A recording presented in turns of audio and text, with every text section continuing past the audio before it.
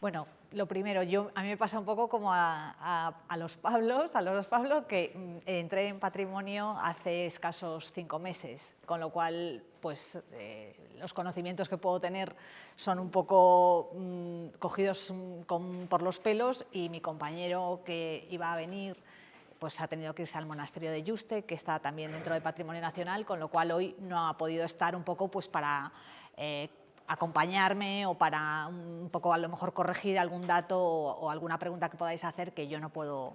Necesito el puntero, pero no lo veo. Ah.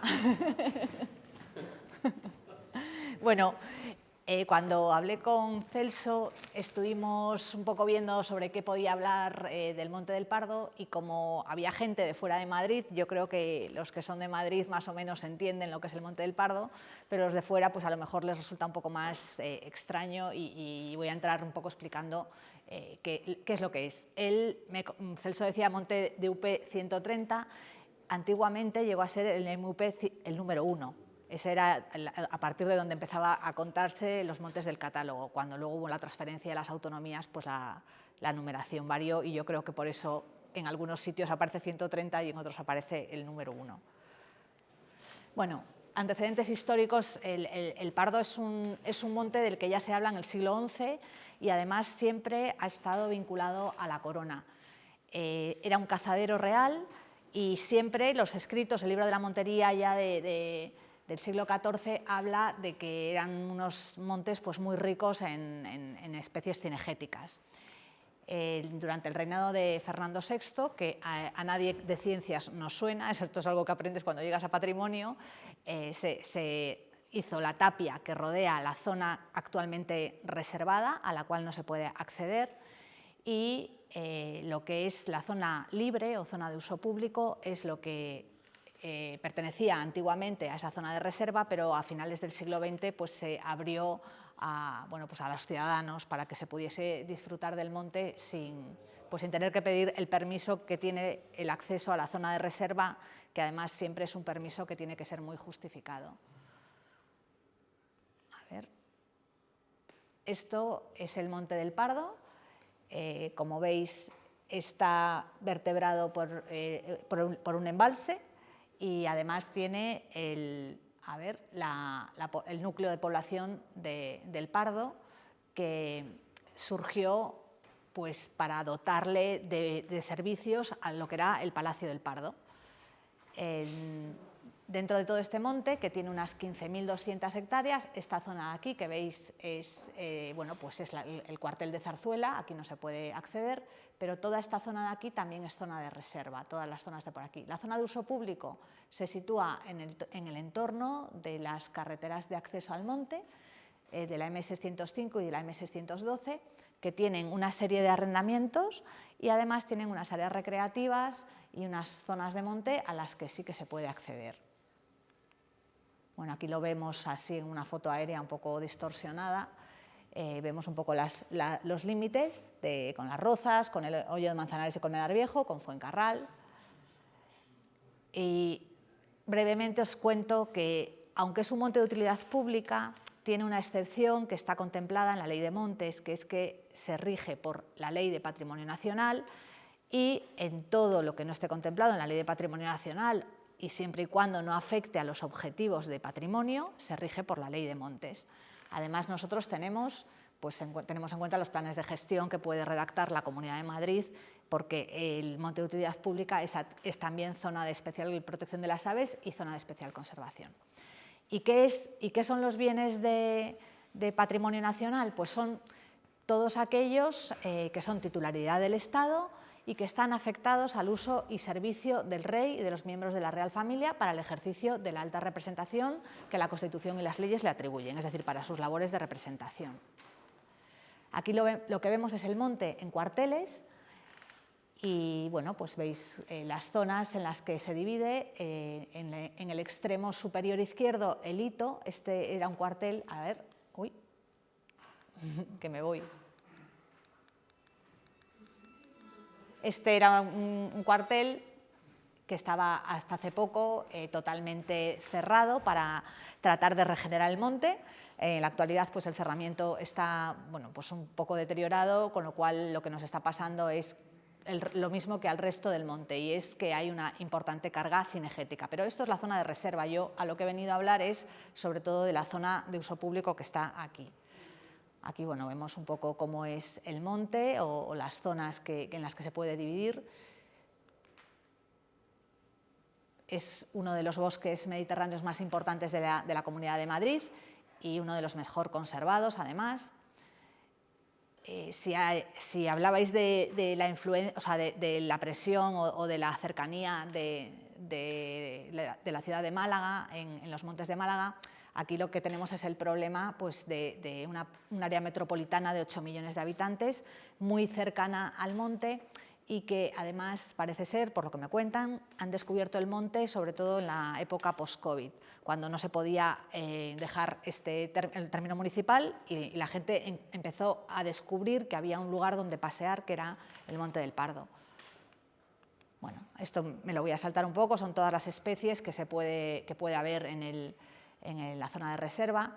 La zona de uso público entenderéis que es un poquito diferente, porque no tenemos no hay ciervos, por ejemplo, pero sí que tenemos otras especies, tenemos sobre todo jabalíes y conejos, ¿no?, que son el gran problema, y la zona de campeo, al igual que contabas que nidificaban muchas aves, pero las zonas de campeo salen fuera de la zona de reserva del monte. Bueno, y las presiones, pues lo que os decía antes, no tiene nada que ver la zona de reserva con la zona libre. La zona de reserva hay un problema muy grande, que es la sobrecarga cinegética, entre otras cuestiones, pero sobre todo esa debido a que no se caza. Y las alternativas que en estos momentos se proponen para intentar solucionar esa sobrecarga cinegética, pues no están resultando todo lo efectivas que deberían para poder frenar el crecimiento exponencial de la población. Y en la zona libre destacan las presiones de origen antrópico, pero también es cierto que hay un grave problema de proliferación de jabalís. También tenemos muchísimos conejos, pero no nos genera un problema tan grande como puede ser el jabalí. Dentro de lo que son las presiones, también intentamos dividirlas entre pues, presiones que vienen de fuera y presiones que se generan dentro del mismo monte, ¿no? Lo primero, y yo creo que más importante, es la presión de la población, ¿no? Estas son las grandes poblaciones que rodean al Monte del Pardo, que está en el centro. Entonces, gracias a que quizás hay una zona de reserva a la cual no se puede acceder, se ha podido preservar lo que es el monte, el ecosistema del monte, que de otra manera yo considero que hubiese sido prácticamente imposible. Está rodeado de zona urbana por todas partes. Las líneas de cercanías, por ejemplo, y las líneas de alta velocidad también atraviesan el monte, porque ya lo hicieron antiguamente. O sea, la primera línea de ferrocarril yo creo que fue Barcelona-Mataró, y a continuación debió estar esta línea, la línea anterior, que aprovechando ya que había una línea establecida, pues se ha metido por ahí la línea de alta velocidad, que lo que ha hecho ha sido fraccionar aún más, si cabe, lo que es el monte. También tenemos otras infraestructuras ferroviarias, pero que no atraviesan tanto el monte como la de la imagen anterior, y también tenemos muchísimas líneas eléctricas. En su momento se permitía la instalación de líneas eléctricas a través del monte, bueno, pues es un interés general, pero también es porque en el Monte del Pardo durante mucho tiempo no existía un pago por ocupación, y eso hacía también que las empresas eléctricas viesen pues, atractivo el atravesar con sus tendidos a través del monte en lugar de a través de otras zonas por las cuales sí que tendrían que pagar.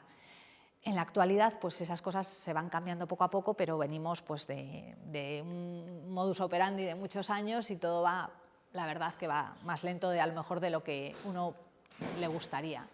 Esas instalaciones también ocasionan problemas, ¿no? Después también tenemos grandes logros, como es, por ejemplo, el impedir que el túnel de la M50 que en estos momentos no está ni siquiera ejecutado, pero atravesase el Monte del Pardo como inicialmente se había previsto. Aunque tenemos muchas infraestructuras que amenazan o que fraccionan el territorio, sí que podemos ver que el monte se ha mantenido en unas condiciones bastante aceptables a lo largo del tiempo.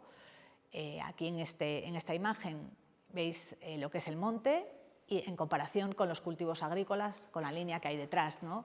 Que siendo el mismo territorio, pues hay una diferencia absoluta entre lo que es el bosque adhesado, que podemos hablar casi de jardinería. Esto es debido a la gran cantidad de ciervo y de gamo que tenemos, con lo cual no tenemos nada de regenerado, es un monte fósil, pero podemos decir que el aspecto pues, es estupendo, aunque tengamos unos problemas importantes de falta de regeneración. Este es otro ejemplo del monte. Esta es la tapia, entonces, bueno, pues a la izquierda veis lo que es el Monte del Pardo y a la derecha veis la gestión del territorio que ha seguido su curso, con lo cual pues, podemos decir que en cierta manera las cosas se han hecho bien. Esta es otra imagen, por ejemplo, de cómo la presión urbana está al lado del monte. Estos son pues, todo lo que nos llega de las depuradoras cuando hay exceso de... cuando se abren compuertas y se inundan los arroyos, que poco a poco se van solucionando, pero que sucede o ha sucedido con relativa frecuencia. Temas erosivos, es un monte que tiene sobre todo está compuesto de arena, con lo cual los procesos erosivos se desencadenan con relativa facilidad y cualquier rotura, como en este caso una canalización del canal de Isabel II, pues nos provoca este tipo de cárcavas. Y las presiones endógenas, bueno, pues como decía, la erosión que puede ser fomentada por factores externos y luego pues, en sí mismo.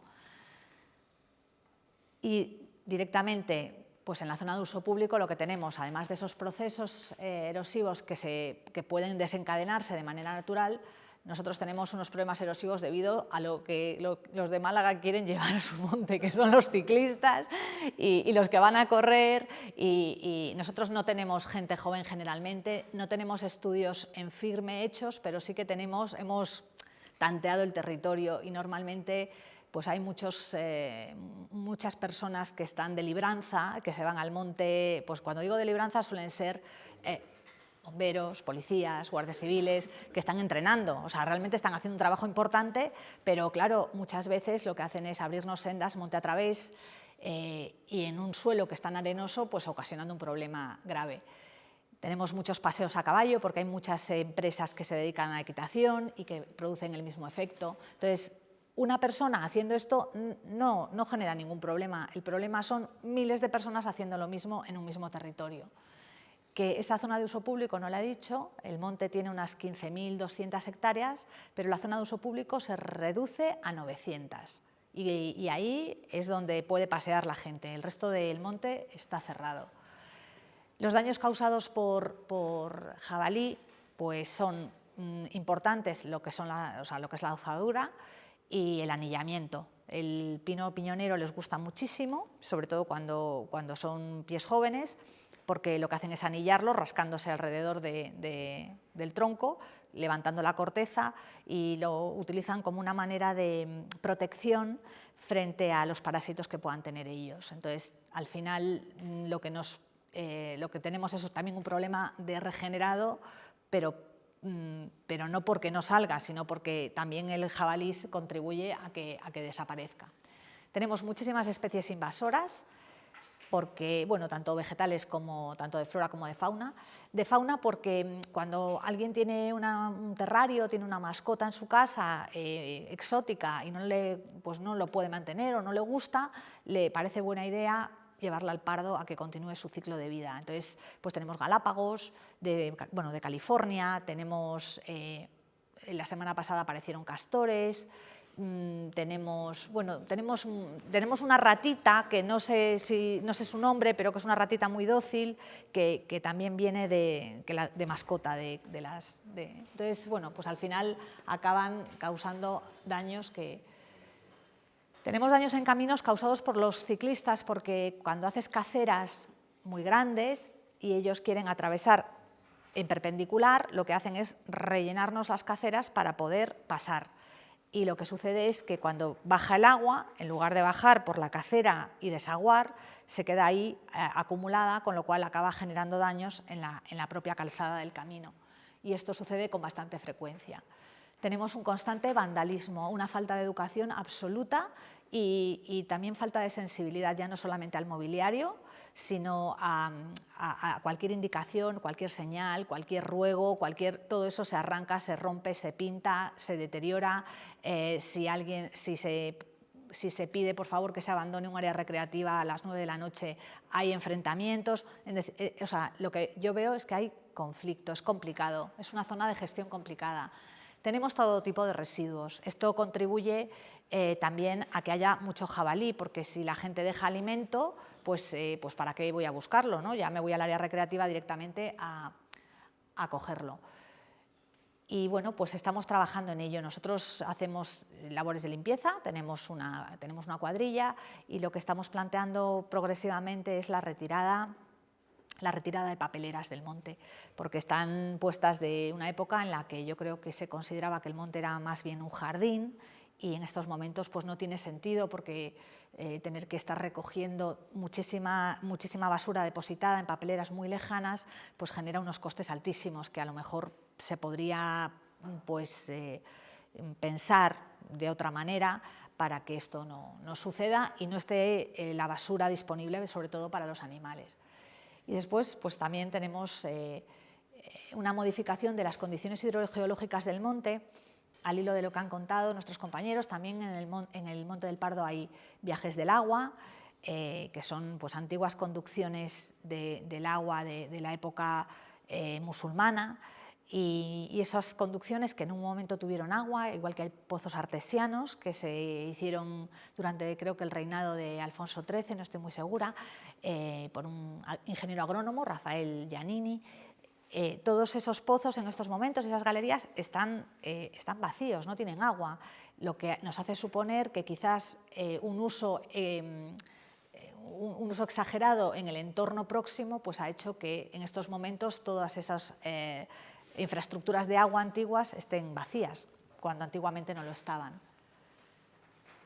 Bueno, estos son fenómenos erosivos de gran magnitud. Lo que se ha dicho muchas veces, o lo que los planes que tiene el Monte del Pardo redactados, más antiguos de otras épocas, es que estos fenómenos erosivos se debían probablemente al sobrepastoreo. Bueno, pues ese pastoreo actualmente es inexistente, no existe el sobrepastoreo. Hay unos restos de lo que pudo ser, pero todos los fenómenos erosivos se deben a un uso antrópico actual que nada tiene que ver con esto.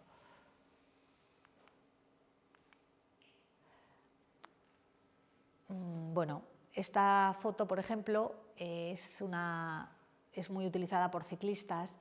Hay muchos tipos de ciclistas. Hay gente que da un paseo por la senda fluvial, perfecto.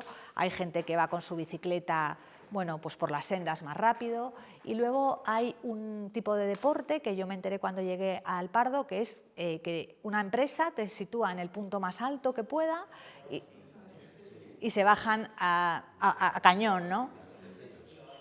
Entonces, ¿perdón? También lo tenéis. Claro, cuando el terreno es tan arenoso, las consecuencias son estas. Nos hemos encontrado pistas, pero totalmente montadas. Con las motos no tanto, bueno, que también, pero con las motos como se oyen y enseguida puedes llegar más tarde. Pero sí que es cierto que se han montado auténticos circuitos en el monte que generan un daño que después es de muy difícil solución, porque es un terreno muy arenoso, muy erosivo. Y bueno, pues estos son nuestros amigos los jabalíes, que los tenemos también en la zona de uso público. Ya no solamente es una cuestión de la vegetación, de lo que acabo de contar, del pino piñonero, ya no es una cuestión de las hozaduras del suelo, es una cuestión de una interacción entre un animal que le transmite enfermedades de una manera muy fácil al ser humano y que está muy cerca porque está en las áreas recreativas cogiendo pues una comida o algo que a lo mejor pues ha dejado una persona en un resto de bocadillo. Yo creo que es un problema que me gustaría pues un poco poner de relieve porque no le vemos fácil solución. Los ciclistas son un problema, pero de alguna manera yo creo que podremos encontrar cauces o maneras de establecer pues sendas o caminos para que ellos puedan utilizar y nosotros quedarnos tranquilos. Pero el tema del jabalí lo veo mucho más complicado, porque mientras haya una parte de la sociedad que además está muy cerca del monte, que es urbana y que no entiende que la proliferación excesiva de una especie la convierte en plaga y que es un peligro para el ecosistema, pues no vamos a poder solucionar nada. Las alternativas que nos dan, bueno, son irrisorias, o sea, dan la risa. Yo, si alguien me dijese una alternativa pues, que funcionase, me encantaría oírla, pero de momento pues, todo lo que se ha intentado ha sido en balde, porque además la colocación de jaulas, por ejemplo, para la captura en vivo y que nadie y no herir sensibilidades, resulta que tampoco funciona, y no funciona porque se sabotean, nos dejan la puerta abierta de las jaulas para que no, o sea, las enganchan para que no se puedan cerrar, entran dentro, las estropean, entonces al final pues no sabes muy bien qué camino tomar, porque ese camino pues tampoco funciona. Y es un poco el problema más grave que tenemos en la actualidad. Bueno, yo llegué a Patrimonio hace 5 meses, como os digo, vengo de otras administraciones y Patrimonio es un sitio un poco especial dentro de lo que es la Administración General del Estado. Por su condición, va un poco de manera independiente, si bien es un monte de utilidad pública y hay que tenerlo en cuenta. Pero sí que tiene redactados sus planes, ¿no? Los planes de incendios, por ejemplo, la extinción de incendios no es una competencia de Patrimonio, pero sí que tenemos un plan de prevención de incendios y además contamos con la comunidad autónoma para que antes de cada campaña pues, esté todo puesto a punto, ¿no? Están los hidrantes funcionando, si hay que mejorar algún camino, pues como siempre hay falta de financiación, se traslada, oye, este camino estaría bien arreglarlo, a ver quién lo puede arreglar, porque es una cuestión ya de prevención de incendios, y en general hay una vigilancia, bueno, yo diría que perfecta para lo que es, para dar el primer aviso, o sea, por ejemplo, el pronto ataque y avisar a los medios. Hay un plan de uso público, planes de regeneración y mejora forestal, hay un plan de manejo del águila imperial, que personalmente no conozco porque se dedica más bien a la zona reservada, y bueno, pues hay planes de control de fenómenos erosivos, pero estos planes que vienen de atrás, de tiempo atrás, a veces son quizás demasiado abiertos, es decir, sí que dan unas pinceladas o unas indicaciones muy generales, pero no unas propuestas de solución que a día de hoy puedan ser, por ejemplo, en el plan cinegético, efectivas. Entonces, bueno, pues se están haciendo revisiones y poco a poco pues, se van adaptando a la situación actual. Quería decir aquí, por ejemplo, en la zona de uso público, lo que yo me he encontrado quizás es una falta de datos de partida para poder acometer cambios en esa planificación que viene, y esos datos de partida yo los relacionaría con lo que ha estado contando Pablo sobre el número de visitantes, el número de usuarios de cada senda, el tipo de usuarios de las sendas, si son solo peatonales, ciclistas, caballos. Todos los datos que tenemos son datos que intuimos o que a lo mejor nos pueden dar en función de la ocupación de las áreas recreativas, pero en realidad al Pardo se llega de una manera súper fácil, porque es que además las líneas de autobús, que hay 2, que pasan cada 10 minutos, tienen varias paradas a lo largo de la carretera, con lo cual puedes ir directamente en autobús sin utilizar un coche. Y nos faltan ese tipo de datos que nos permitan pues, tomar decisiones para poder solucionar problemas. Además de la planificación que os comentaba y de la normativa, bueno, pues gestionamos la zona de uso público en función de la vegetación que hay. En la zona de uso público principalmente tenemos repoblaciones de pino piñonero. En los arrendamientos que hay de patrimonio a lo largo de la carretera pues a lo mejor hay vegetación más bien de jardines o hay zonas verdes que puede haber otro tipo de frondosas, o sea, hay frondosas, pero normalmente el pino piñonero lo que se hace es se hacen zonas, o sea, claras y podas, y lo que se intenta dejar es hacer una transición hacia el encinar, que es lo que está debajo. Esas repoblaciones de pino piñonero, lo que veo en las fotos aéreas es que se hicieron en 1946 y hasta los años 60 veo que ha habido repoblaciones, y como el terreno es muy arenoso y llueve, bueno, pues las precipitaciones, que lo que sucede es que son masas que estaban súper densas, es lo que me dicen, que tienen unos tocones diminutos y que con Filomena se cayeron el 50% de los árboles. Es decir, que Filomena fue un problema y también fue una solución, porque Filomena permitió sacar del monte casi el 50% de la masa, y en estos momentos, ya que han pasado 3-4 años, pues se aprecia que empieza a haber un regenerado de encinar debajo muy interesante, que antes me decían que no existía absolutamente nada, con lo cual pues ya empezaremos ahí a intentar favorecer esos rodalitos que empiezan a aparecer. Y después pues se realizan constantemente inversiones. Toda la zona está vigilada, bueno, pues por la condición de monte reservado, que además añade pues la vigilancia de la zona libre.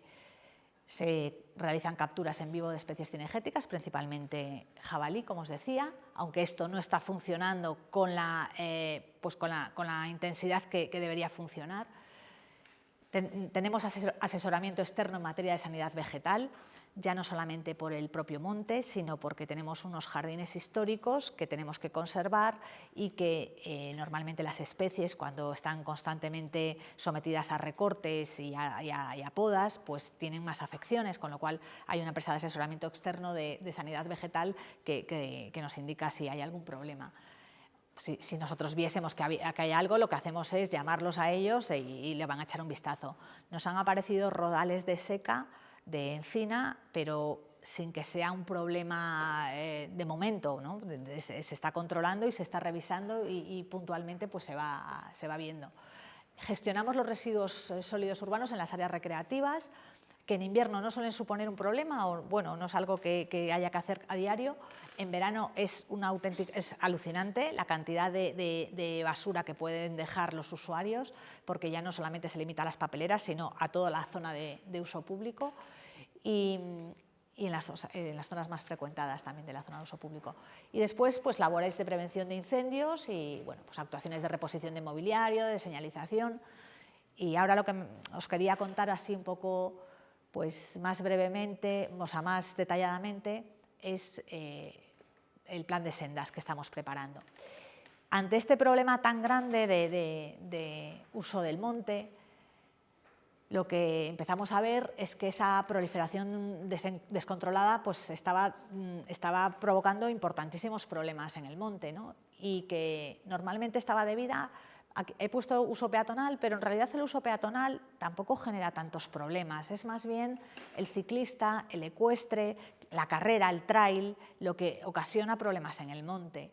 Y eso directamente afecta al suelo, pues afecta a la vegetación, afecta a la fauna, genera residuos, también los cauces de agua, que muchas veces son secos, se ven alterados, y también hay conflictos entre usos, porque, bueno, pues sin ir más lejos, la senda peatonal del río Manzanares, que compartimos con el Ayuntamiento y con la Confederación Hidrográfica del Tajo, en realidad, si somos cumplidores de la norma, la Ley de Aguas habla de una servidumbre de paso peatonal. En ningún momento menciona los ciclistas, pero sin embargo esa senda prioritariamente es utilizada por ciclistas, y normalmente los ciclistas que creen que están entrenando y que se creen que tienen un circuito, pues les molesta que haya pues un peatón, un niño o una persona paseando un perro. Entonces al final se generan conflictos porque bueno, pues se entiende mal lo que tiene que ser el uso público del monte.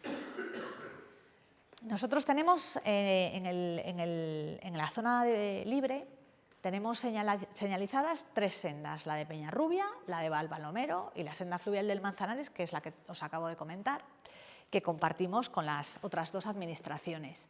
Bueno, pues son sendas que tienen una longitud de 4,5 kilómetros y de 4 kilómetros 700 metros. Y bueno, pues son las que deberían ser usadas, son las que están señalizadas y las que figuran en la página web de Patrimonio. Y esto es el problema que tenemos. Estas son las sendas que ha abierto la gente por su cuenta y riesgo, bueno, pues sin ningún tipo de control.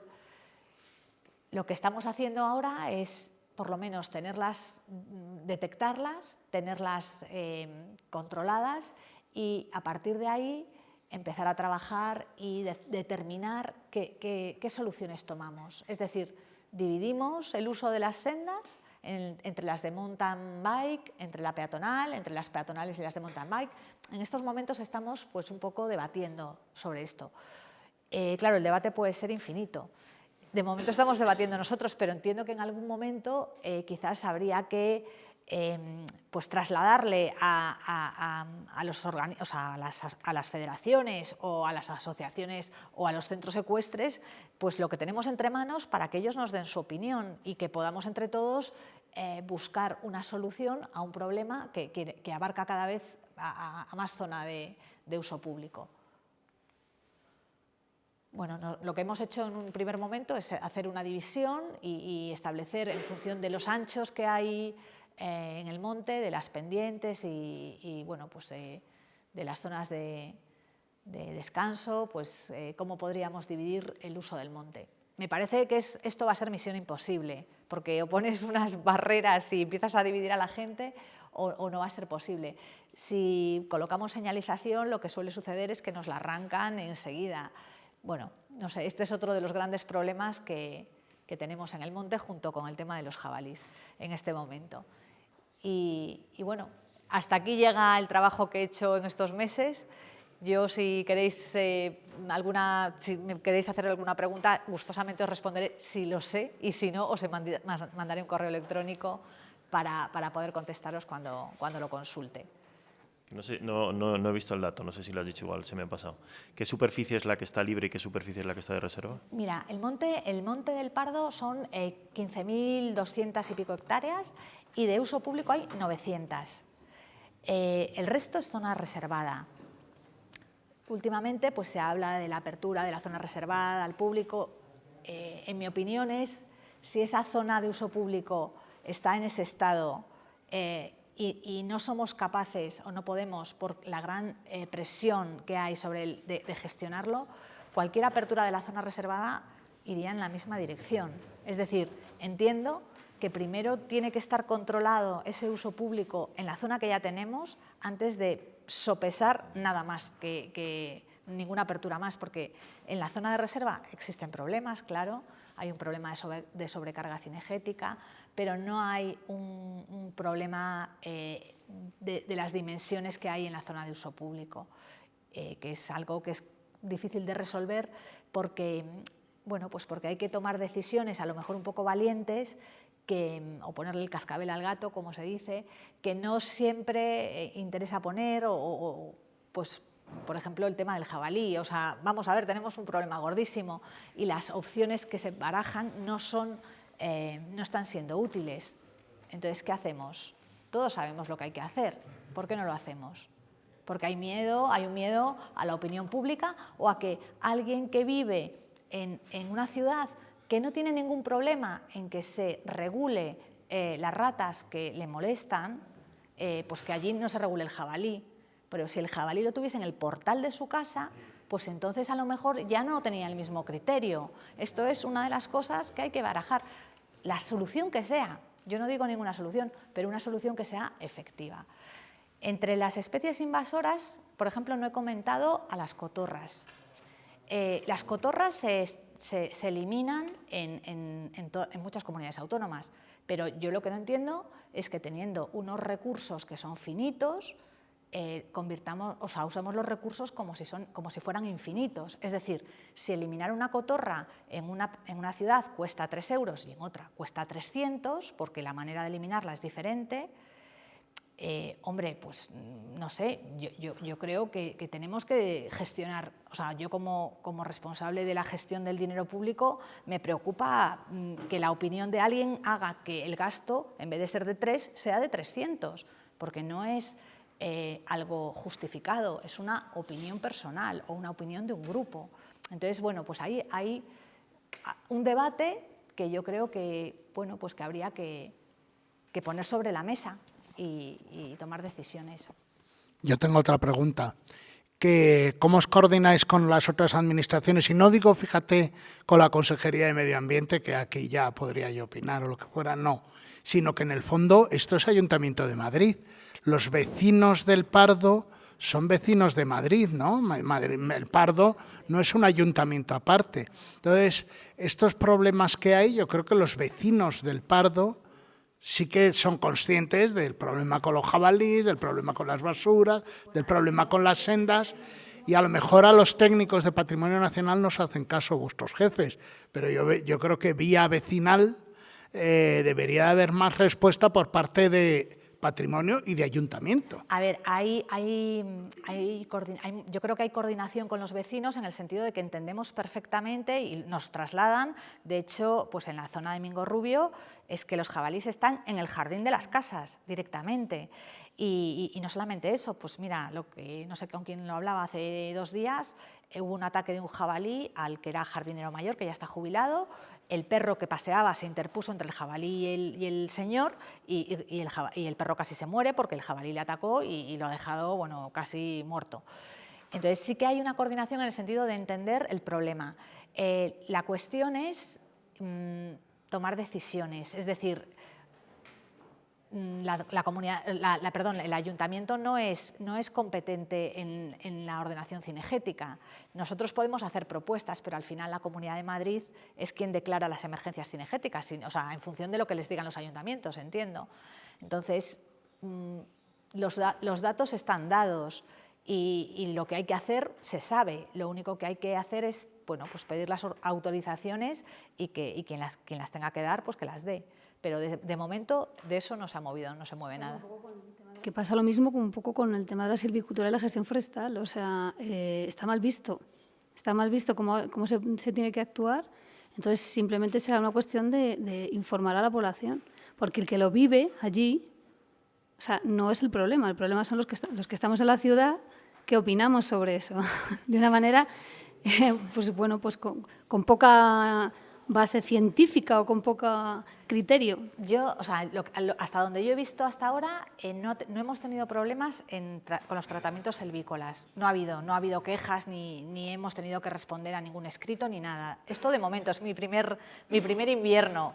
En general se entiende bastante bien porque sí que es cierto que es un bosque protector, con lo cual nosotros cuando hacemos extracciones son pies o sea, que es muy claro que hay que cortar o que directamente ya está muerto o, bueno, cosas muy puntuales. Entonces, de momento no nos hemos encontrado ningún problema.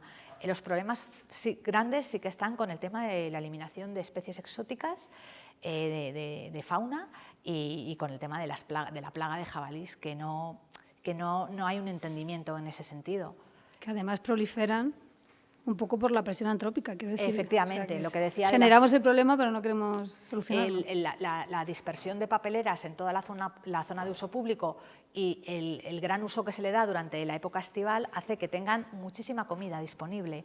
Entonces, o solucionamos el problema de las papeleras, que estamos en ello, o eso va a ser un hándicap muy grande porque cada vez va a haber en esas zonas más cantidad de jabalís o entendemos que va a haber más cantidad de jabalís. Entonces, bueno, pues sobre eso sí que se está trabajando, pero sí que son problemáticas muy marcadas sobre las que es muy difícil actuar. Así como el tema de sendas, yo creo que al final llegaremos a un entendimiento. No sé quién lo decía, que era una cuestión, o lo decían esta mañana, es que la gente no sabe el daño que hace. Yo también pienso lo mismo, muchas veces es desconocimiento, no saben que están causando un problema erosivo grande, con lo cual, pues con sensibilización, con divulgación, hablando en los colegios, quizás podamos solucionarlo. El tema del jabalí, yo entiendo que habrá un punto de inflexión el día que haya una desgracia y entonces ya pues todo el mundo echará a correr, tomarán decisiones rápidas y entonces, bueno, pues volveremos un poco al punto de partida. Pero hasta que no pase una desgracia, pues nadie va a hacer nada. Yo tenía curiosidad, Lucía, y en la zona que tenéis de área reservada, restringida, No, o sea, no entran, no hay vandalismo, o sea, de repente la valla se respeta. Bueno, a ver, en la tapia... Pero en la otra zona no, o sea, hay una parte donde sí, pero todas las 15.000 hectáreas menos las 900 tal, ¿no? A ver, no he mencionado a una parte fundamental de patrimonio, que es la guardería. El Monte del Pardo tiene 15.000 hectáreas y 33 guardas, que yo creo que es un número bastante interesante para lo que es los montes de utilidad pública. Además es que los guardas viven en el monte, tienen su casa, con lo cual cada muy poco en los puntos de vigilancia hay guardas, con lo cual la vigilancia es todo el rato, es constante. Además, los drones pues a veces son un problema, pero a veces son una ayuda. Entonces, normalmente pues está todo muy bien vigilado, pero también hay vigilancias adicionales. Si alguien entrase, que puede ser porque la tapia, como dije, es de hace 200 años y algunas veces pues hay problemas con esa tapia, yo creo que enseguida se puede pues parar a esa persona y echarla fuera del monte. No se puede hacer nada más porque la guardería no son fuerzas y cuerpos de seguridad del Estado, no detienen. O sea, lo que te pueden hacer es decirte que abandones el monte, pero no te pueden hacer más. Lucía, ¿ese plan de sendas que tenéis, lo tenéis ya en proyecto para ejecutar o no? ¿Es una concepción? Esto está súper verde.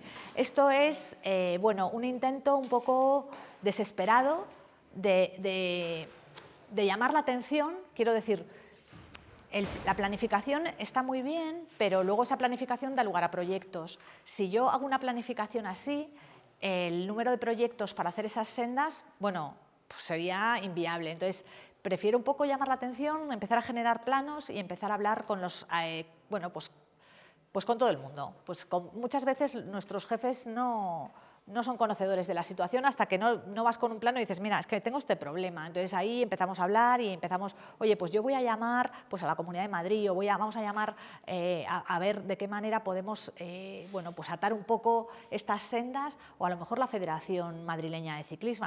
Pero eso ya se sabe que ellos muchas veces nos dicen es que los ciclistas no todos están federados, con lo cual nosotros no tenemos nada que decir. Y además que muchas veces el que lo hace pues es que está a otro rollo, no está rollo pues eso, entrenamiento súper rápido, hacerlo súper difícil por monte a través. Entonces, bueno, pues vamos a intentarlo de alguna manera. Y luego tenemos un último recurso, que es Seprona.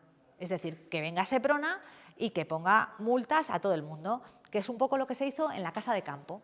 En la Casa de Campo de Madrid tenían este problema y lo que me dicen es que durante un tiempo, con la ayuda en este caso fue la policía. Sí. Consiguieron, a base de multas durante un tiempo, de multas importantes, pues contuvieron este tema. ¿Qué sucede? Que por las redes sociales ya se avisa que en el Pardo no se multa y además se proponen nuevas sendas, con lo cual es como luchar contra gigantes, porque cuando vas a una senda ya te han abierto otra y ellos sí que están comunicados por las redes sociales. Era una opinión y es que yo creo que lo importante es tener interlocutores.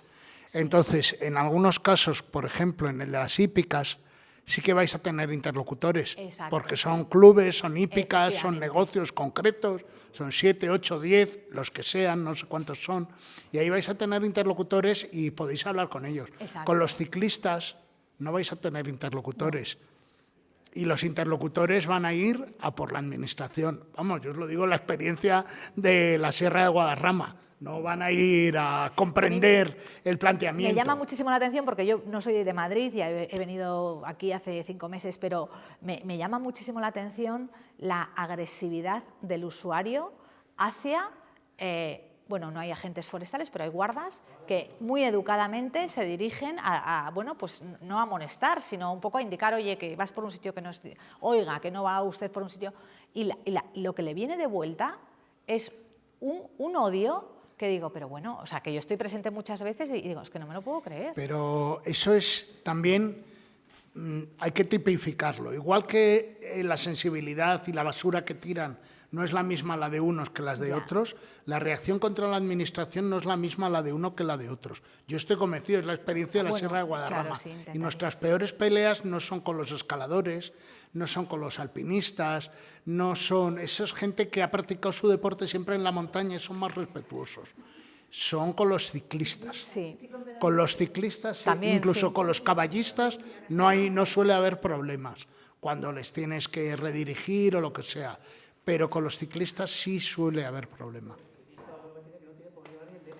Tú los ciclistas cuando llevas paro no llevan el DNI la mayoría. ¿Cómo se identifican? De ninguna manera. Entonces te pueden vacilar, hacerte lo que quieras porque no te van a identificar.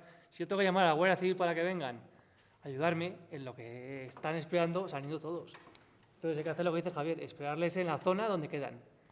Donde van con las bicicletas a parar los coches que van contra las vacas, ahí te quedas un rato y les esperas, le ves qué bicicleta lleva este, qué bicicleta lleva el otro, haces una foto a qué traje llevan y luego le ves por ahí arriba. Y dices, vale, a ti te voy a echar la bronca porque estás por aquí o te voy a denunciar. Y luego, no me quieres el DNI, sé qué coche llevas. Son Y te unos espera. operativos, son los de los Pero eso no ciclistas, puede hacer una son unos persona. operativos muy complicados, muy especiales, sí. Son complicados porque ellos van en bicicleta. Yo creo que si la policía, la guardería fuese a caballo, otro gallo cantaría, porque cuando alguien va montado, el respeto es otro. Sí, sí, ya le ves El ahí respeto es otro. Si la guardería fuese a caballo, claro, es que una persona en una bicicleta se crece, pues poderosa y además o sea, una moto coge ya velocidad. Pero si la bicicleta se tiene que retar con una persona montada a caballo, bueno, ya ahí tenemos sería otra cosa. Bueno, esa agresividad con los agentes forestales de la Comunidad de Madrid ha tenido accidentes, les han agredido. Las motos, los motoristas me han llegado a intentar pegar, a agredir, porque nos has parado, estás haciéndole fotos y te tiran por ti a pegarte o te intentan atropellar. Y luego, bueno, me ha quedado ahí en el tintero porque te he visto, ahora me acabo de acordar, tenemos también un triángulo de las maldades entre las dos carreteras de Fuencarral y de Somontes, en el que se producen todos los delitos que recoge el Código Penal están registrados en ese triángulo, que no sé, yo ahí ya, no sé, echar agua de Lourdes, es que no puedo decir otra cosa porque cualquier cosa que me digáis ha sucedido. Entonces, no entiendo. Es justo el espacio entre las dos carreteras.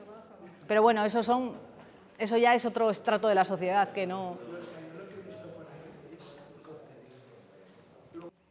Nada, vamos a dar ya por concluida la jornada, que nos ha cundido muchísimo. A mí me gustaría, nada, simplemente como hacer así de las cosillas que he cogido y que siempre me ha gustado un poco como de conclusiones, cerrar. Bueno, lo primero, volver a daros las gracias por haber venido un día tan raro como fue después de ayer. Y luego un poco de todas las intervenciones. Bueno, primero a Javier otra vez darle las gracias y antes que cuando estábamos fuera un momento y me preguntaba qué tal todo, ¿no? Y yo decía que la visita que hemos hecho esta mañana, para mí que tanto que hemos estado hablando de la educación ambiental, a mí me gusta, o sea, la nuestra, darle como más el toque de educación forestal, me gusta porque creo que introduce siempre ese concepto de que los montes se gestionan y se aprovechan. Entonces, yo me gusta siempre decirlo de educación forestal. Y yo decía, pues es que la visita que hemos hecho esta mañana para mí sería ideal, o sea, para llevarle a la gente simplemente a verlo, ¿no? A ver la interacción que hay, o sea, tal cual. Bueno, igual traíamos al cazador como otra cosa más también de... Claro, la actividad cinegética al final...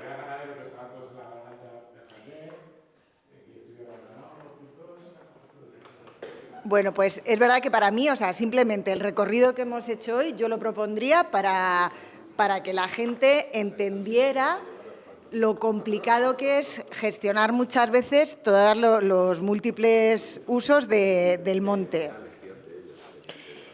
Vale, luego lo que también me ha gustado mucho de la intervención de Javier y que me parece también como una de estas cosas ahí para que quede como que es importante reivindicarla, es lo de que la actividad forestal no es solamente una actividad del sector primario, porque o sea, cuando a la gente se lo traduces como que esto es un servicio, empieza a entenderlo también de otra manera y creo que eso también es algo a reivindicar y a tener en cuenta, ¿no?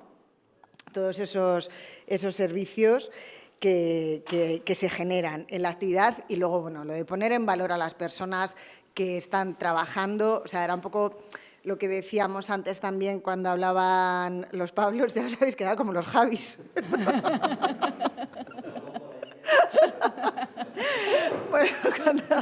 cuando hablaban los Pablos, que bueno, pues que al final, o sea, que el vínculo de las poblaciones con la gente tiene que ir abriéndose, pero también tiene que ir, o sea, como reivindicando esa parte de la gente que todavía vive y ejerce y hace ese trabajo en el monte. No es como cuando vienen un montón de gente a teletrabajar a los pueblos, pues que esa gente no entiende, sigue sin entender muchas veces la conexión que hay de las poblaciones rurales o que llevan más tiempo y que han vivido toda esa gestión y ese aprovechamiento y la han entendido así, ¿no?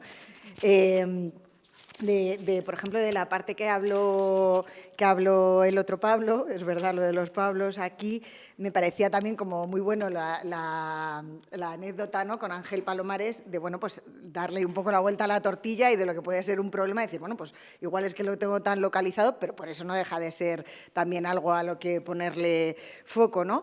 Y luego toda la parte que me parece súper importante del estudio porque es verdad, o sea, tú lo estás diciendo, a cada usuario hay que darle un tratamiento. Entonces, tener toda esa información de la cantidad de diversificación que tienes, porque las soluciones van a ir por ahí siempre, igual que ahora lo que hablaba Lucía, ¿no?, de cuando os planteabais lo de las sendas estas y al final tener que incorporar también a los agentes que intervienen para tener en cuenta su opinión, porque si no, al final no se va a ver nunca como una parte positiva, sino como una injerencia en lo que tú haces, ¿no? Bueno, que yo creo que es verdad que también. Y luego, o sea, no sé, yo... Bueno, la parte de los Montes de Málaga, que además siempre un poco en estas jornadas de la REM, que buscamos traer gente de distintos sitios, y yo creo que acabamos dándonos cuenta de que tenemos los mismos problemas, o sea, bueno, con otros perfiles y otros acentos, pero que al final, o sea, son muchas veces muy repetidos.